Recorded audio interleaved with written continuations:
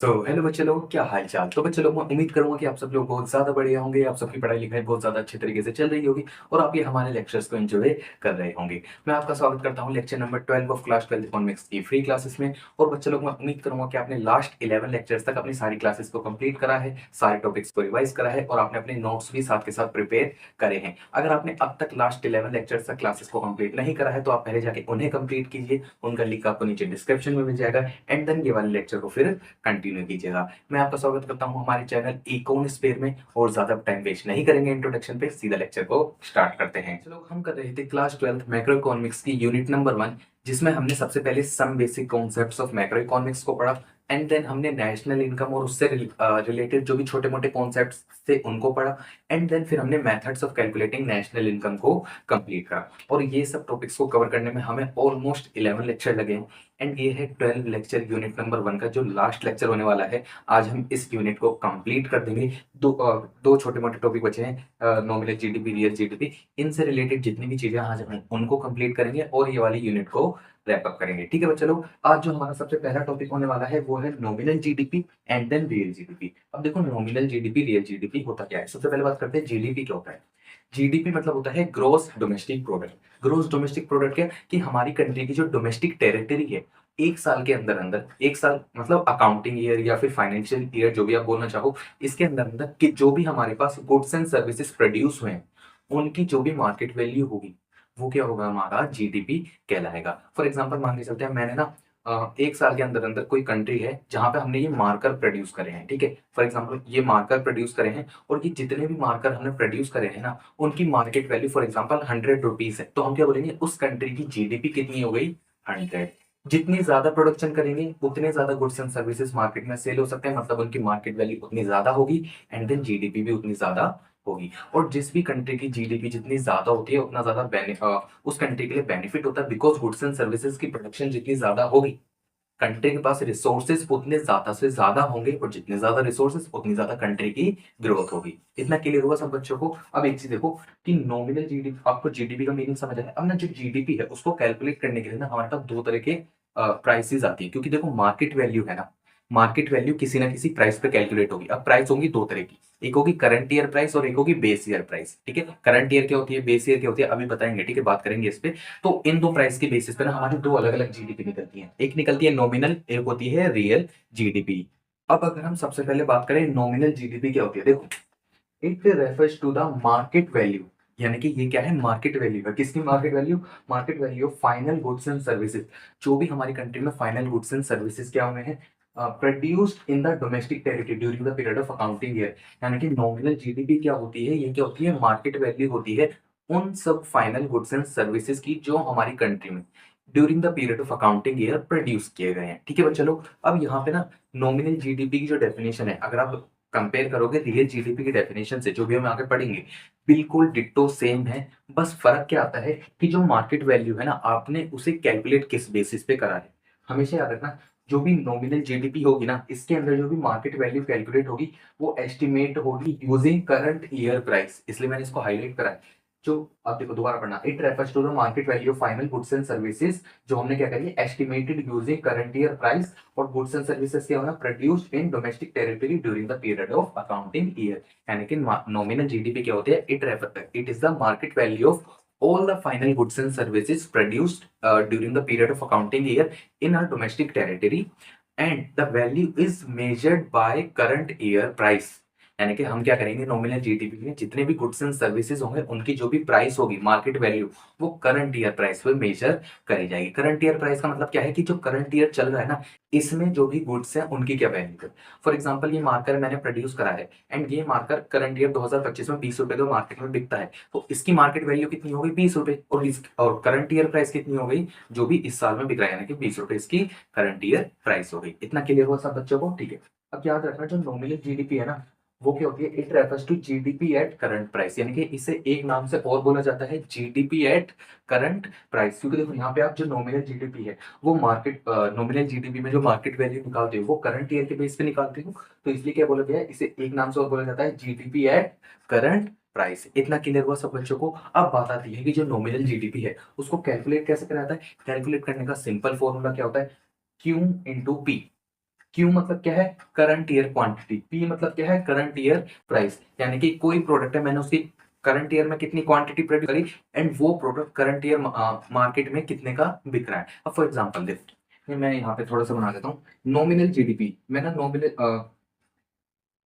Nominal GDP निकलती कैसे, quantity into price, nominal GDP quantity into price करके निकलेगी। अब एक चीज देखना, मैंने क्या बोला, फॉर एग्जांपल ये मार्क करी हमने करंट ईयर 2025 में ना, इसकी मान के चलते हैं 1000 यूनिट को प्रोड्यूस करा, हमने क्या करा, इस मार्कर की 1000 यूनिट को प्रोड्यूस करा, और एक जो यूनिट है वो 20 रुपए की मार्केट में बेची जाती है। ठीक है बच्चों लोग, एक यूनिट मार्केट में कितने की बेची जाती है, 20 रुपए की। तो अब बताओ हमारी जो जीडीपी होगी कितने की निकलेगी, 20,000 रुपए की, क्या होगी हमारी नॉमिनल जीडीपी। इतना क्लियर हुआ सब बच्चों को कि नॉमिनल जीडीपी कैलकुलेट करी जाती है, कैसे करी जाती है, करंट ईयर क्वांटिटी, यानी कि करंट ईयर में हमने जो भी प्रोडक्ट है उसकी कितनी क्वांटिटी को प्रोड्यूस करा, इनटू प्राइस, यानी कि जो भी प्रोडक्ट है करंट ईयर में वो कितने का मार्केट में बेचा जा रहा है।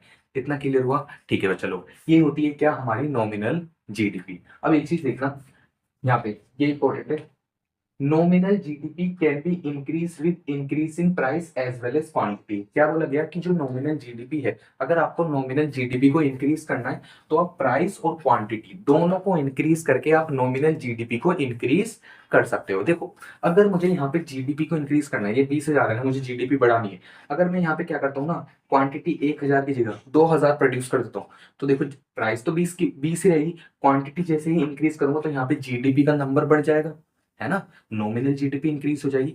सेम केस में अभी देखो हमारा प्रोडक्ट ना करंट ईयर में 20 का बिक रहा है, यार करंट ईयर की प्राइस है ना, अभी अगर 20 चल रही है, मेरा मन कर रहा है मैं प्राइस बढ़ा देता हूँ, है ना, मेरा मन कर रहा है मैं मार्कर 20 का नहीं, मैं 40 का बेचना चाहता हूँ, है ना। अगर ऐसे हम क्या करते हैं कि जो अगर प्रोडक्ट की प्राइस भी अगर बढ़ा देंगे, क्वांटिटी हमने अगर 1000 रखी, बट हमने क्या करा, प्राइस को बढ़ा के 40 कर दिया, तो भी क्या होगा, हमारी जीडीपी इंक्रीज हो जाएगी। ठीक है बच्चा लोग, बट एक चीज याद रखना, जीडीपी अगर इंक्रीज हो रही है वो तभी अच्छा माना जाता है जब जीडीपी क्वांटिटी की वजह से इंक्रीज हो रही है, क्योंकि देखो जीडीपी का मतलब ही क्या है, जितने ज्यादा गुड्स एंड सर्विसेज हमारी कंट्री में प्रोड्यूस होंगे उतना ज्यादा बेनिफिशियल होगा हमारे लिए। अगर हम क्वांटिटी को इंक्रीज कर रहे हैं तो मतलब क्या, क्वांटिटी ज्यादा प्रोड्यूस हुई, गुड्स एंड सर्विसेज ज्यादा प्रोड्यूस हुए कंट्री में तो अच्छी बात है। तो जीडीपी अगर क्वांटिटी की वजह से बढ़ती है तो अच्छा है, बट अगर प्राइस की वजह से बढ़ रही है, कि क्वांटिटी तो हमारी 1000 की 1000, बट हमने प्राइस बढ़ा दी, तो अब देखा जाए, पर अगर फॉर एग्जाम्पल मान के चलो, यहाँ हमने प्राइस 40 कर दी, क्वांटिटी इतनी ही रहने दी, तो हमारी जीडीपी तो 40,000 हो जाएगी, बट यार क्या हमारी कंट्री में एक्चुअल गुड्स एंड सर्विसेज में कुछ भी इंक्रीज हुआ, कुछ भी extra goods and services produced हुए, नहीं हुए। ठीक है, तो ये क्या बोला गया कि नॉमिनल जीडीपी प्राइस और क्वांटिटी दोनों की वजह से चेंज हो सकती है, क्योंकि अभी हम करंट ईयर में चल रहे हैं एंड क्वांटिटी प्राइस दोनों करंट ईयर की हैं, तो करंट ईयर में हम उनको चेंज कर सकते हैं। ठीक है, तो नॉमिनल जीडीपी प्राइस और क्वांटिटी की वजह से चेंज हो सकती है, बट और वो जो भी मैंने आपको बताई कि क्वांटिटी की वजह से इंक्रीज अच्छा होता है, वो यहाँ पे लिखा है, increase in nominal GDP due to increase in price, यानी कि अगर नॉमिनल जीडीपी में प्राइस की वजह से इंक्रीज हो रहा है तो it does not shows real और एक्चुअल इंक्रीज इन जीडीपी, यानी कि नॉमिनल जीडीपी में अगर प्राइस की वजह से हमारा इंक्रीज होता है तो एक्चुअल में क्या होगा ना, कि वो हमें कोई एक्चुअल या रियल इंक्रीज जीडीपी में कितना हुआ वो शो नहीं करेगा, वो जस्ट क्या होगा, नंबर इंक्रीज कर देगा। ठीक है, और इट इज नॉमिनल जीडीपी में इस चीज को क्या बोला जाता है, it is just a money illusion, कि आपने गुड्स एंड सर्विसेज ज्यादा प्रोड्यूस नहीं करे, बट प्राइस को बढ़ा के आपने जीडीपी इंक्रीज करके दिखा दी, तो ये क्या है, मनी इल्यूजन है, जीडीपी एक्चुअल में इंक्रीज नहीं हुई। तो मैं उम्मीद करूंगा कि आपको नॉमिनल जीडीपी समझ आई होगी। नॉमिनल जीडीपी कैलकुलेट कैसे करी जाती है, करंट ईयर की प्राइस की मदद से कैलकुलेट करी जाती है, और करंट ईयर की क्वांटिटी। ठीक है चलो, अब बात करते हैं रियल जीडीपी। अब अगर यहाँ पे ना आपको कुछ डाउट आया होगा ना, तो जैसे ही रियल जीडीपी पढ़ाऊंगा ना, तो उसके कंपैरिजन में नॉमिनल भी लेके चलेंगे। ठीक है, तो इससे क्या होगा, आपको और भी चीजें क्लियर होने लगेंगी। ठीक है बच्चा लोग, अब एक चीज देखो, रियल जीडीपी क्या है, it refers to the market value of final goods and services. ये भी देखो, नॉमिनल जीडीपी में भी ये डेफिनेशन थी, it refers to the market value of final goods and services, but फर्क क्या आ रहा है, यहाँ पे क्या था ना, एस्टिमेट मार्केट वैल्यू जो है फाइनल गुड्स एंड सर्विसेज की, वो कैसे थी, estimated using current year price, but यहाँ पे क्या है, it refers to the market value of final goods and services estimated using base year price. अब ये बेस ईयर प्राइस क्या होता है, कि हमने जो भी goods and services current year में प्रोड्यूस करे हैं, हम उनकी मार्केट वैल्यू को ना किसी बेस ईयर की प्राइस यानी कि किसी प्रीवियस ईयर की प्राइस से कंपेयर कर रहे हैं। फॉर एग्जांपल मान के चलते हैं ये मार्कर, ठीक है, करंट ईयर में इसकी इसकी प्राइस 20 रुपीज है।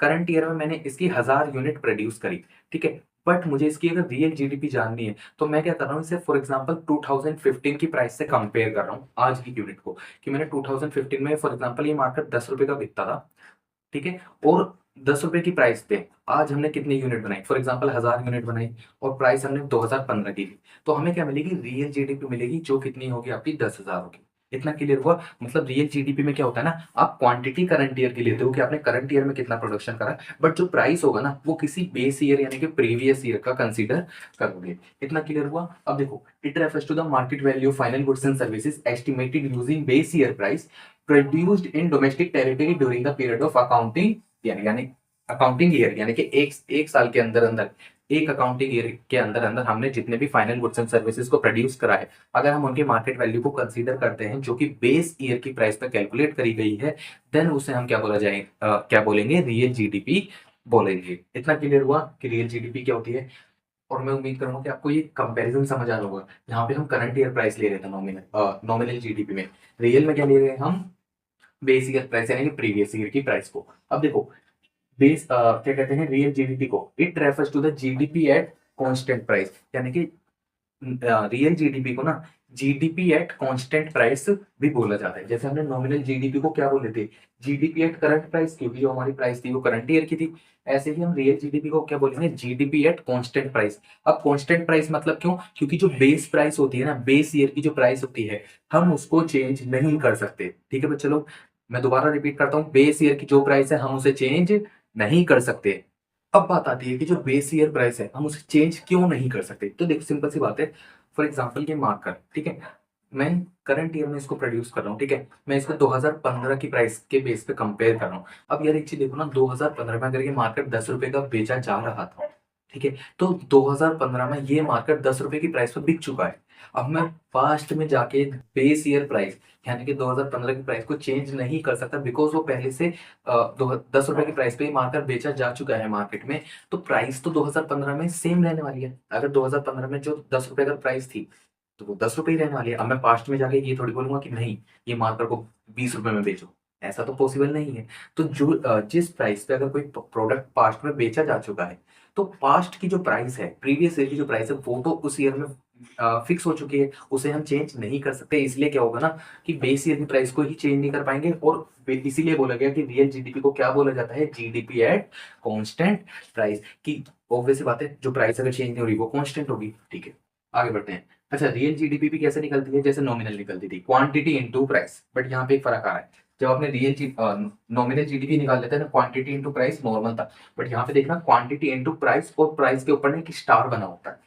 स्टार का मतलब होता है बेस ईयर प्राइस को रिप्रेजेंट करता है स्टार। ठीक है, अब एक चीज देखना, क्वांटिटी क्या है, करंट ईयर क्वांटिटी, पी के ऊपर स्टार क्या है, बेस ईयर प्राइस। इतना क्लियर हुआ। ठीक है, अब देखो, real GDP can be increase with increase in quantity only. मतलब क्या हुआ, नॉमिनल जीडीपी क्या था, प्राइस और क्वांटिटी दोनों की वजह से इंक्रीज हो जा रही थी, बिकॉज करंट ईयर में क्वांटिटी है, करंट ईयर की प्राइस है। और अगर अभी हम कैलकुलेशन अगर करंट ईयर की कर रहे हैं तो हम करंट ईयर की प्राइस और क्वांटिटी दोनों को चेंज कर सकते हैं। बट जब हम रियल जीडीपी की कैलकुलेशन कर रहे हैं, जब हम रियल जीडीपी को कैलकुलेट कर रहे हैं, तो हम क्या कर रहे हैं, क्वांटिटी करंट ईयर के ले रहे हैं, यानी कि अभी करंट ईयर में प्रोडक्शन चल रही है, जो भी हम गुड्स एंड सर्विसेज प्रोड्यूस कर रहे हैं, हम चाहे तो प्रोडक्शन इंक्रीज कर सकते हैं, हम चाहे तो प्रोडक्शन कम कर सकते हैं। बट जो प्राइस है वो बेस ईयर के, यानी कि किसी प्रीवियस ईयर की प्राइस है, जिसको आप चेंज नहीं कर सकते। ठीक है, इसका मतलब रियल जीडीपी में प्राइस का चेंज हो ही नहीं सकता, सिर्फ क्वांटिटी के चेंज की वजह से जीडीपी इंक्रीज हो सकती है। अब इसको ना एक एग्जांपल की मदद से देखते हैं। ठीक है, अब एक चीज देखना, मान के चलते हैं हमें रियल जीडीपी कैलकुलेट करनी है। हमारे पास quantity into price, base year की प्राइस। ठीक है, अब फॉर एग्जांपल ये मार्कर, ठीक है, ये मार्कर का एग्जांपल लेते हैं। करंट ईयर में इस मार्कर की जो प्रोडक्शन है, ठीक है, अब देखो रियल, अच्छा ठीक है, इसको ना थोड़ा एग्जांपल को ना मैं घुमा देता हूँ। अब इसको ना कंपैरिजन की तरह लाते हैं कि आखिर रियल जीडीपी में प्राइस चेंज क्यों नहीं करते। रियल जीडीपी में प्राइस चेंज इसलिए नहीं होते ताकि ना एक फेयर कंपैरिजन हो सके कि एक्चुअल में गुड्स एंड सर्विसेज की जो प्रोडक्शन है उसमें कितना इंक्रीज हुआ है ओवर द ईयर। ठीक है, अब ना ये देखना 2015 का, यहाँ पे मैं एक एग्जांपल बनाता हूँ। मान के चलते हैं 2015 में जो क्वांटिटी प्रोड्यूस होती इस मार्कर की वो 500 यूनिट प्रोड्यूस होती थी एंड प्राइस इसकी उस टाइम पे कितनी थी, 10 रुपए। तो हमारी जो जीडीपी निकल के आती थी 2015 में कितनी हुई, 5,000। वहीं अगर हम आज 2025 की बात करते हैं, मान के चलते हैं आज के टाइम पे हम इसकी जो क्वांटिटी प्रोड्यूस कर रहे हैं वो मान के चलते हैं 2000 प्रोड्यूस कर रहे हैं। बेस ईयर की प्राइस कितनी है, 10।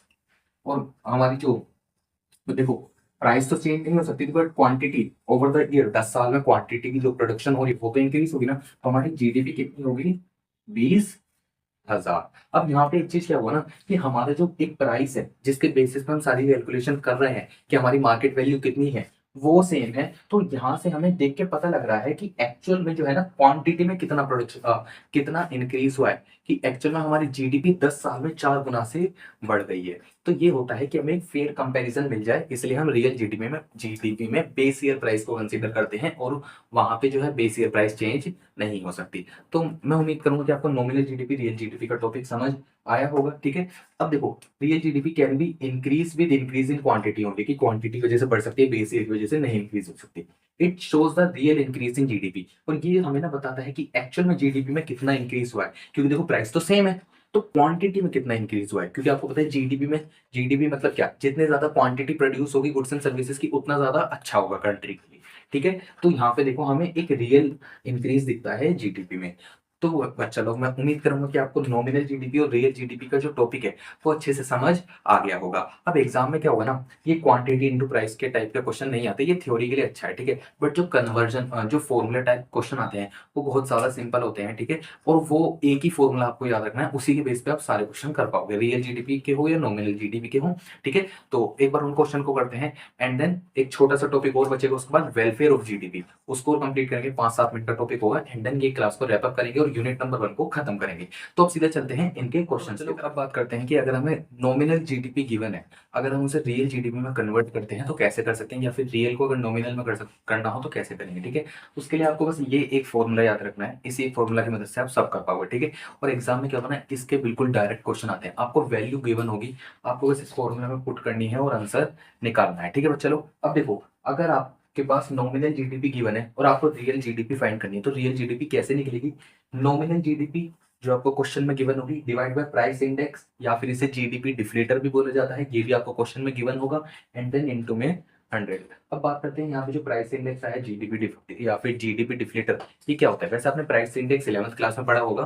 प्राइस इंडेक्स क्या होता था कि आ, किसी बेस ईयर के कंपैरिजन में कोई भी अगर एक गुड्स एंड सर्विसेज है तो एक बेस ईयर के कंपैरिजन में over the period of time on an average उस प्रोडक्ट की प्राइस में कितना इंक्रीज हो रहा है। फॉर एग्जांपल, अगर कोई प्रोडक्ट 2015 में 100 रुपीज का सेल होता है एंड करंट ईयर में जो उसका प्राइस इंडेक्स है, यानी कि 2025 में उसका अगर प्राइस इंडेक्स 120 आ रहा है, मतलब क्या होगा कि 10 साल में ऑन एन एवरेज वो प्रोडक्ट की प्राइस में 20% का इंक्रीज हुआ है। मतलब जो प्रोडक्ट पहले 100 रुपए का मिलता 2015 में, अब वो 120 का मिलेगा। इतना क्लियर हुआ, ये होता था प्राइस इंडेक्स जो आप किसी एक स्पेसिफिक प्रोडक्ट और सर्विस के लिए कैलकुलेट करते थे। बट मैक्रो इकोनॉमिक्स में क्या हो रहा है कि आप कंट्री में जितने भी गुड्स एंड सर्विसेज है उन सबको एक साथ कंसीडर करते हो, एग्रीगेट में कंसीडर करते हो। तो जब आप सारे गुड्स एंड सर्विसेज को एक साथ कंसीडर करके एग्रीगेट में प्राइस इंडेक्स कैलकुलेट करते हो तो उसको बोला जाता है जीडीपी डिफ्लेटर। दोनों चीज सेम ही होती है बट बहुत स्लाइटली सा डिफरेंस होता है जो मैंने आपको बता दिया। अब यही फॉर्मूला आपको याद रखना है क्वेश्चन सोल्व करने के लिए। एग्जाम में डायरेक्ट क्वेश्चन आता है एंड वो कैसे कैसे होता है उसके ऊपर ना कुछ एग्जाम्पल बना के सोल्व कर देते हैं। ठीक है, फॉर एग्जाम्पल जो क्वेश्चन आता है एक एग्जाम्पल नंबर 1। ठीक है, आपको क्वेश्चन में क्या दिया जाएगा कि आपको बोल देंगे नॉमिनल जीडीपी, फॉर एग्जाम्पल के लिए नॉमिनल जीडीपी 480 करोड़। ठीक है, प्राइस इंडेक्स 120 है, प्राइस इंडेक्स कितना है 120। आपको बोला है फाइंड करके बताओ रियल जीडीपी। तो आप क्या करोगे, रियल जीडीपी निकालने के लिए बस इस फॉर्मूला में आपको वैल्यू पुट करनी है। तो रियल जीडीपी कैसे निकलेगी, नॉमिनल जीडीपी कितनी है आपकी 480, नीचे डिवाइड में क्या करना है प्राइस इंडेक्स। एग्जाम में क्या होगा, प्राइस इंडेक्स के लिए जीडीपी डिफ्लेटर भी बोल सकता है, तो सेम ही चीज होगी। ठीक है, 120 इंटू में 100, बस इसको सोल्व करना है। 0 से 0 गया, 12 पे टेबल में 1 पे, ये कितने पे जाएगा आपका 4 पे गया होगा। ठीक है, एंड 4 का मल्टीप्लाई अगर करेंगे तो कितना आ गया 400 करोड़। आपकी क्या आ गई रियल जीडीपी आ गई। इतना क्लियर हुआ सब बच्चों को कि आपका अगर कन्वर्जन करना हो तो कैसे होगा। ठीक है। अच्छा एग्जाम में क्या हो सकता है ना कि आपको अगर ये थोड़ा सा देखो वैसे इतना कॉम्प्लेक्स नहीं होता, आपको ये ऐसी वैल्यू डायरेक्ट गिवन होगी, आपको बस वैल्यू पुट करके फाइंड करना है। अगर यहाँ पे वो कॉम्प्लेक्स करना चाहते चीजों को तो वो क्या कॉम्प्लेक्स कर देते थे, बस देखो प्राइस इंडेक्स की वैल्यू वो आपको कैलकुलेट नहीं करवाते, बिकॉज 11th क्लास में आपसे उन्होंने कैलकुलेट करवाया हुआ है, उन्हें पता है कि आपको आता होगा। वो ज्यादा से ज्यादा क्या कैलकुलेट करवा सकते थे इस क्वेश्चन में कि आपको नॉमिनल जीडीपी भी कैलकुलेट करने को बोल दी जाए, कि आपको ना क्वांटिटी अलग दे देता, करंट ईयर की प्राइस अलग दे देते करंट ईयर की, तो आपको क्वांटिटी और प्राइस को मल्टीप्लाई करके नॉमिनल जीडीपी निकालना होता एंड देन उसे कन्वर्ट करके आप रियल जीडीपी कैलकुलेट कर लेते। इतना क्लियर हुआ। अच्छा ये तो रियल जीडीपी का, अगर हमें क्या कहते हैं रियल जीडीपी से नॉमिनल जीडीपी फाइंड करनी हो, यानी कि रियल जीडीपी गिवन है आपको नॉमिनल फाइंड करनी है, नॉमिनल जीडीपी कैसे निकलेगी।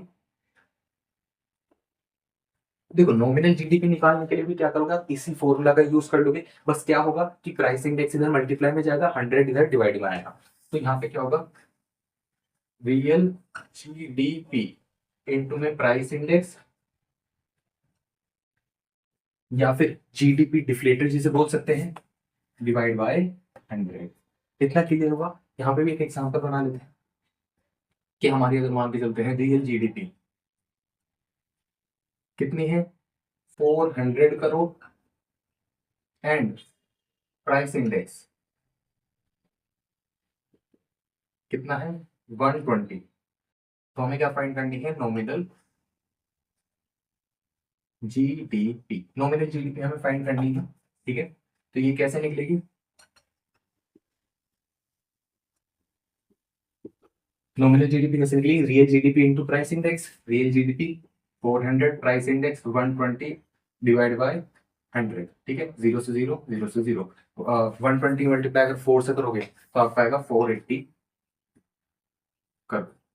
इतना क्लियर हुआ कि रियल जीडीपी से नॉमिनल जीडीपी पे कैसे जाना है, नॉमिनल से रियल जीडीपी पे कैसे आना है। तो चलो मैं उम्मीद करूंगा कि आपको यहाँ तक सारी चीजें समझ आई होगी। अच्छा एग्जाम में क्या हो सकता है ना कि आपको कुछ क्वेश्चन में रियल जीडीपी भी दे दे नॉमिनल भी दे दे और आपको बोल दे कि आपको ये प्राइस इंडेक्स या जीडीपी डिफ्लेटर फाइंड करना है, तो आप क्या करोगे रियल जीडीपी की वैल्यू फाइंड पुट करोगे, प्राइस नॉमिनल जीडीपी पुट करोगे और क्या कहते हैं मिसिंग फिगर की तरह प्राइस इंडेक्स को फाइंड कर दोगे। इतना क्लियर हुआ सब बच्चों को। तो चलो यहाँ पे हमारा नॉमिनल जीडीपी रियल जीडीपी का टॉपिक भी खत्म हो जाता है, एक छोटा सा टॉपिक बचता है जीडीपी वेलफेयर, उसको और कंप्लीट करते हैं एंड देन यूनिट नंबर 1 को पूरी तरह से रैप अप करते हैं। अब बात करते हैं यूनिट नंबर 1 के लास्ट टॉपिक की जो है हमारा जीडीपी वेलफेयर। अब देखो जीडीपी वेलफेयर मतलब क्या होता है कि हमारी कंट्री में जितने भी पॉपुलेशन है यानी कि जितने भी लोग हैं उनके पास कितने गुड्स एंड सर्विसेज अवेलेबल है।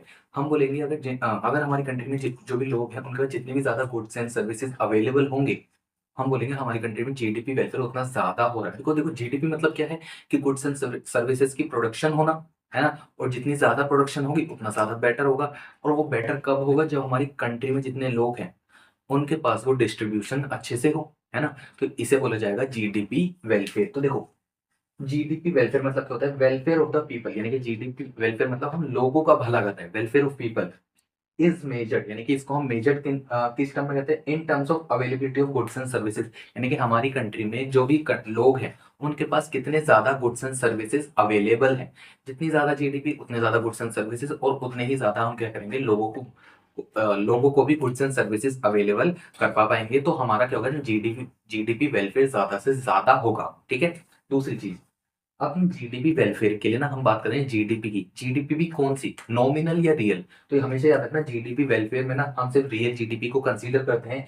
Real GDP is considered as an index of welfare of people, because देखो नॉमिनल जीडीपी प्राइस की वजह से भी बढ़ सकती है, अगर जीडीपी प्राइस की वजह से बढ़ रही है तो एक्चुअल में तो गुड्स एंड सर्विसेज ज्यादा प्रोड्यूस होंगे ही नहीं, और हमारी कंट्री में जो लोगों के पास गुड्स एंड सर्विसेज की अवेलेबिलिटी है वो कम ही रहेगी, तो वेलफेयर हो ही नहीं पाएगा। बट रियल जीडीपी में क्या होगा goods and services real GDP सिर्फ क्वांटिटी की वजह से बढ़ सकती है, और क्वांटिटी की वजह से अगर इंक्रीज होगी तो मतलब प्रोडक्शन ज्यादा से ज्यादा होगी, प्रोडक्शन ज्यादा से ज्यादा होगी तो लोगों के पास availability of goods and services ज्यादा से ज्यादा होगी। इसलिए क्या बोला गया रियल जीडीपी क्या है एक इंडेक्स है जीडीपी वेलफेयर का। Higher the growth of GDP greater is the flow of goods and services and the welfare of the people also. ठीक है, यानी कि हमारी कंट्री में जितनी ज्यादा जीडीपी ग्रोथ होगी उतना ज्यादा क्या होगा गुड्स एंड सर्विसेज का फ्लो होगा, और जितना ज्यादा गुड्स एंड सर्विसेज का फ्लो होगा हमारी कंट्री में पीपल के पास यानी कि लोगों के पास availability of goods and services और भी ज्यादा से ज्यादा होगी और वेलफेयर ज्यादा से ज्यादा होगा। अभी ये था थियोरेटिकली कि जीडीपी वेलफेयर ऐसा होना चाहिए, बट ऐसा हो नहीं पाता। इसकी कुछ लिमिटेशंस हैं जिसकी वजह से जितना जीडीपी वेलफेयर होना चाहिए उतना नहीं हो पाता। अब वो देखते हैं कि इसकी लिमिटेशंस क्या क्या है। सबसे पहली चीज की लिमिटेशन आती है, देखो लिमिटेशन ना चार तरह की लिमिटेशन है, जिसमें से सबसे ज्यादा इंपॉर्टेंट ये फोर्थ नंबर वाली है। फोर्थ नंबर वाली direct as it is exam में आ जाती है, तो इसको अच्छे से याद करना। और जैसा मैंने लिखा है ये ऑलमोस्ट 3 या 4 नंबर मार्क है, आप इसको इतना ही लिख दोगे मार्क्स मिल जाएंगे। ठीक है, चलो अब देखो सबसे पहले बात करते हैं अनइक्वल डिस्ट्रीब्यूशन ऑफ इनकम। यानी कि देखो जीडीपी वेलफेयर की लिमिटेशन सबसे बड़ी क्या है कि हमारी कंट्री में जो इनकम डिस्ट्रीब्यूशन है वो अनइक्वल होता है। यानी कि हमारी कंट्री में सबके पास, सब लोगों के पास पैसा बराबर नहीं है, पैसा अनइक्वल डिस्ट्रीब्यूटेड होता है। तो ऐसे में जो गुड्स एंड सर्विसेज हैं वो भी तो इक्वली डिस्ट्रीब्यूटेड नहीं हो सकते, क्योंकि अल्टीमेटली उन्हें परचेज करने के लिए तो हमें पैसा चाहिए ना। और जब इनकम ही इक्वल डिस्ट्रीब्यूट नहीं है तो गुड्स एंड सर्विसेज कैसे इक्वल डिस्ट्रीब्यूट हो जाएंगे। ठीक है बच्चा लोग, तो इसीलिए अगर गुड्स एंड सर्विसेज लोगों के पास इक्वली डिस्ट्रीब्यूट नहीं होंगे, किसी के पास कम गुड्स एंड सर्विसेज, किसी के पास ज्यादा गुड्स एंड सर्विसेज, तो वेलफेयर प्रॉपर तरीके से नहीं हो पाएगा। ठीक है, सेकंड आता है हमारा composition of GDP. Composition of GDP मतलब होता है कि हमारी जीडीपी का कितना पोर्शन कहाँ यूज हो रहा है। अब देखना हमारी हमारी जो कंट्री की जीडीपी होती है ना, मतलब जीडीपी अल्टीमेटली जाके नेशनल इनकम में कन्वर्ट होती है। अब हमारी कंट्री में जो नेशनल इनकम है उसका मेजोरिटी पोर्शन, मेजोरिटी तो नहीं बट काफी हिस्सा जो है ना डिफेंस पे खर्चा किया जाता है। ठीक है, डिफेंस पे हो गया या और भी ऐसी चीजों पे खर्चा किया जाता है जिससे डायरेक्टली लोगों का भला नहीं होता, डायरेक्टली लोगों का वेलफेयर नहीं हो रहा। क्योंकि यार सिंपल सी बात है, अगर हमारी नेशनल इनकम जीडीपी में कुछ एक अमाउंट रखा है और उसका एक हिस्सा निकाल के सीधा डिफेंस में खर्चा कर दिया जाए जहां से रिटर्न में आपको कोई प्रॉफिट नहीं होता, ऑब्वियसली बात है वो डिफेंस में तो पूरा एक्सपेंस है ना। ठीक है, कोई प्रॉफिट नहीं होता, तो ऐसे में क्या होगा, जो गुड्स एंड सर्विसेज या इनकम बचेगी लोगों के पास डिस्ट्रीब्यूट होने के लिए, वो पहले के कंपैरिजन में कम होगी, बिकॉज आपने काफी हिस्सा उसका डिफेंस में लगा दिया। इतना क्लियर हुआ बच्चों। तो यहाँ पे क्या होगा ना, हमारी जो जीडीपी वेलफेयर है वो पूरी तरह नहीं हो पाएगा, बिकॉज आपने जीडीपी का कुछ हिस्सा आपने डिफेंस में लगा दिया। अच्छा, यहाँ पे जो वेलफेयर की बात हो रही है ना, डायरेक्ट वेलफेयर की बात हो रही है कि जीडीपी में गुड्स एंड सर्विसेज प्रोड्यूस हुए और उनमें से हमने लोगों को अवेलेबिलिटी कराई। हम कॉम्पोजिशन ऑफ जीडीपी में ना लिमिटेशन में इसलिए इसे इसलिए डालते हैं बिकॉज ये जरूरी है, हमें जीडीपी में से काफी हिस्सा डिफेंस में लगाना पड़ेगा। ठीक है, क्योंकि डिफेंस में क्या कहते हैं, जीडीपी का हिस्सा जाने यानी कि जो भी हमारी इनकम है, नेशनल इनकम है, उसका काफी पोर्शन अगर डिफेंस में जा रहा है तो वो बस इसीलिए जा रहा है ताकि लोगों का डायरेक्टली बेनिफिट नहीं हो पा रहा। डायरेक्टली जो पैसा लोगों का पोर्शन चाहिए था, गुड्स एंड सर्विसेज लोगों तक जाने चाहिए थे, वो डायरेक्टली नहीं जाएंगे। बट जो डिफेंस में लगाया गया, जो डिफेंस में खर्चा करा गया है, उसकी वजह से क्या होगा ना, लोगों को इनडायरेक्टली बेनिफिट प्रोवाइड करा जाएगा। इनडायरेक्टली कैसे, कि कंट्री में लॉ एंड ऑर्डर मेंटेन रहे, स्टेबिलिटी बनी रहे, ऐसा कोई मतलब क्या कहते हैं, लोगों को प्रॉब्लम ना हो कुछ भी काम करने के लिए, ताकि ना क्या कहते हैं शांति बनी रहे कंट्री में। तो डिफेंस पर खर्चा करना जरूरी है, इसलिए एक लिमिटेशन है कि चाहे तुम कुछ भी कर लो, हम प्रॉपर कंप्लीट वेलफेयर तो कभी नहीं कर सकते। यहाँ पे ये जो कंपोजिशन ऑफ जीडीपी है, बस इसे डिफेंस वाला पॉइंट यहाँ पे आप अपनी बुक में देखोगे इसीलिए डाला है, क्योंकि यहाँ पे जो वेलफेयर की बात हो रही है वो जीडीपी से डायरेक्ट वेलफेयर की बात हो रही है। डिफेंस में खर्चा करने की वजह से लोगों का जो है इनडायरेक्टली बेनिफिट होता है, तो डायरेक्टली नहीं होता। ठीक है, तो ये तब बात होती है। थर्ड होता है non monetary exchange. Non monetary exchange मतलब हमारी कंट्री में आज भी काफी ऐसे, मतलब बहुत सारे ऐसे पिछड़े इलाके होंगे, बैकवर्ड एरिया होंगे, जहाँ पे आज भी कहीं ना कहीं एक्सटेंड तक जो है ना नॉन मॉनेटरी एक्सचेंज यानी कि बिना पैसे का लेन देन चलता होगा, यानी कि गुड्स के बदले goods, barter system of exchange जिसे बोला जाता है, वो आज भी काफी जगह पे चलता होगा, जो बहुत ज्यादा ही बैकवर्ड एरिया है। वैसे तो आज के टाइम पे मेजोरिटी जगह, मेजोरिटी केस में ये सब चीजें बंद हो चुकी हैं। ठीक है, बार्टर सिस्टम अब नहीं चलता, बट स्टिल हो सकता है कोई इलाका ऐसा हो जहाँ पे बार्टर सिस्टम चल रहा है आज भी, बहुत ज्यादा बैकवर्ड अगर कोई एरिया है, तो वहां पे क्या हो रहा है ना, मॉनेटरी टर्म्स में कोई भी ट्रांजेक्शन नहीं हो पाएगी। मॉनेटरी टर्म्स में अगर ट्रांजेक्शन नहीं हो पाएगी तो आप उसे हमारी कंट्री में जीडीपी में कंसीडर ही नहीं कर पाओगे, बिकॉज आपको उसकी मार्केट वैल्यू पता ही नहीं है। और जब उनकी मार्केट वैल्यू जीडीपी में इंक्लूड ही नहीं होगी तो आपकी जीडीपी जो एक्चुअल में होनी चाहिए उतनी नहीं हो पाएगी। एंड अगर जीडीपी आपकी जितनी होनी चाहिए उतनी नहीं आ पाएगी तो लोगों के वेलफेयर में वो कम कॉन्ट्रीब्यूट कर पाएगी। इतना क्लियर हुआ। इसलिए जो नॉन मॉनेटरी एक्सचेंज है वो आपका क्या होता है, एक लिमिटेशन में आ जाता है। बट सबसे ज्यादा जो इंपॉर्टेंट लिमिटेशन जो एग्जाम में पूछी जाती है ना, वो आती है एक्सटर्नलिटीज। एक्सटर्नलिटीज मतलब क्या होता है, देखो ये ना एग्जाम में डायरेक्ट आ जाता है, what do you mean by externalities या फिर डिफाइन एक्सटर्नलिटीज, ये ऐसे करके डायरेक्ट एक स्टेटमेंट पर पूछ लेते हैं और बहुत बार पूछा गया। ठीक है, अब इसका मतलब क्या होता है, देखो good and bad impact of an economic activity without paying price of penalty for that. यानी कि हमारी कंट्री में ना हमने कोई भी गुड या बैड, अच्छी या बुरी कोई इकोनॉमिक एक्टिविटी करी है, जिसकी वजह से हमें कोई प्राइस पे करनी चाहिए थी या फिर हमें कोई पेनल्टी पे करनी चाहिए थी। यानी कि इट्स लाइक कि मैंने ना कोई किसी चीज का बेनिफिट ले लिया एंड मैंने उसके लिए प्राइस पे नहीं करी, ठीक है, या फिर मेरी वजह से किसी को कुछ नुकसान हुआ और मैंने उसके लिए पेनल्टी पे नहीं करी। तो ऐसे सिचुएशन में क्या होता है ना, जो भी हमारी जीडीपी में ग्रोथ हो सकती थी या इनकम जनरेट हो सकती थी नेशनल इनकम में, वो सब नहीं हो पाती और हमारे जो जीडीपी है वो कम कैलकुलेट हो पाती है और जीडीपी वेलफेयर उसकी वजह से कम हो पाता है। इतना क्लियर हुआ बच्चों? अब इसके ना देखो, यहाँ पे ना हमारे पास क्या थे, गुड और बैड इम्पैक्ट कि एक्सटर्नलिटीज के गुड और बैड इम्पैक्ट होते हैं। सबसे पहले गुड इम्पैक्ट की बात करें, मतलब उसे पॉजिटिव एक्सटर्नलिटीज के तरह बोला जाता है। जब ये एग्जाम में अगर क्वेश्चन आया तो आपको ये ऐसे प्रेजेंट करके दिखाना पड़ेगा, ठीक है।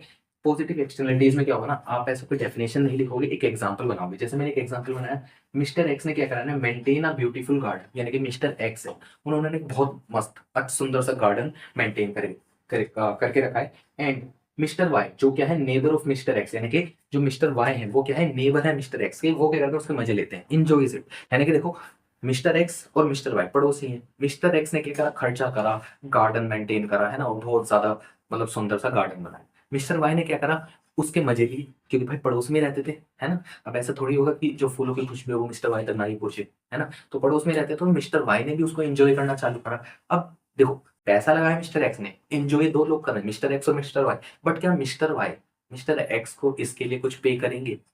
ऑब्वियस सी बातें नहीं करेंगे, ठीक है। वही क्यों ही करेगा, ठीक है। तो ऐसे में क्या हो रहा है कि मिस्टर एक्स का वेलफेयर हो गया, mister X sorry mister Y का वेलफेयर हो गया, मिस्टर वाई को बैठे बैठे मजा आने लगा, ठीक है। बट उन्होंने उसके लिए कुछ भी प्राइस पे नहीं करा, तो इसको बोला जाएगा पॉजिटिव एक्सटर्नलिटीज।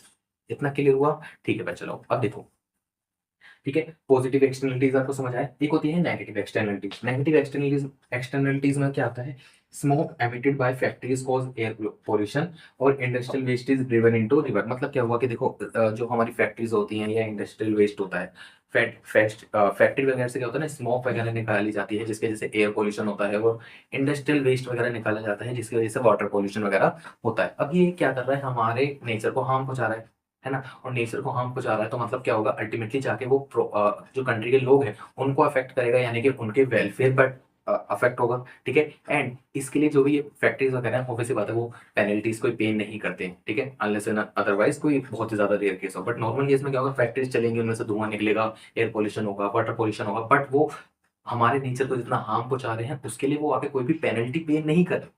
मतलब क्या हो, उनकी वजह से नेचर को हार्म पहुंच रहा है, यानी कि हमारे वेलफेयर पे असर पड़ेगा, बट उसकी वजह से उन्होंने कोई पेनल्टी पे नहीं करी, जिसकी वजह से क्या होगा, वो हमारे जीडीपी में भी रिफ्लेक्ट नहीं करेगा। तो चलो, मैं उम्मीद करूंगा कि आपको जीडीपी वेलफेयर का टॉपिक समझ आया होगा और ये लिमिटेशन ऑफ जीडीपी आपको अच्छे से समझ आई होगी। लिमिटेशन ऑफ जीडीपी को अच्छे से पढ़ के जाना, बिकॉज एग्जाम में ये पूछी जाती है। एंड फोर्थ पॉइंट, एक्सटर्नलिटीज को तो हमेशा भाई रट के चले जाना, बिल्कुल आपको इसी तरह प्रेजेंट करना पड़ेगा, पॉजिटिव नेगेटिव भी आपको बताने पड़ेंगे एग्जाम्पल के साथ, ठीक है, क्योंकि एग्जाम में हर बार पूछा जाता है। तो चलो, यहाँ पे हमारी जो यूनिट नंबर 1 है मैक्रो इकोनॉमिक्स की, मैक्रो इकोनॉमिक्स में हमारी 5 यूनिट है, national income, money banking, aggregate demand, aggregate supply, budget and the foreign exchange.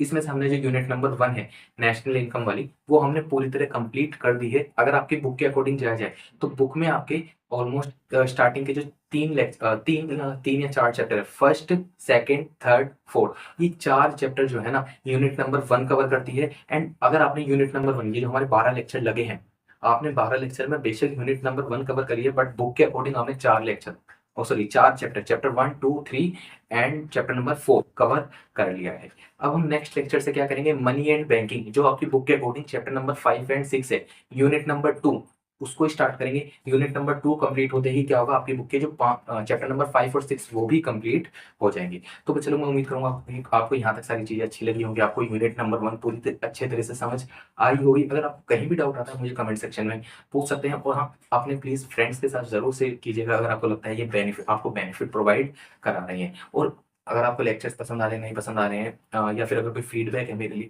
तो प्लीज़ कमेंट सेक्शन में ज़रूर से बताइएगा, मैं वेट करूंगा उसका, ठीक है मैं, चलो। एंड और हाँ, ये वाली जो यूनिट है पूरी, इसे अच्छे से रिवाइज कीजिएगा, क्योंकि पूरे कोर्स की सबसे बड़ी यूनिट यही है, सबसे ज़्यादा क्वेश्चन भी इसी में आते हैं, तो आपको इसे अच्छे से रिवाइज करना पड़ेगा।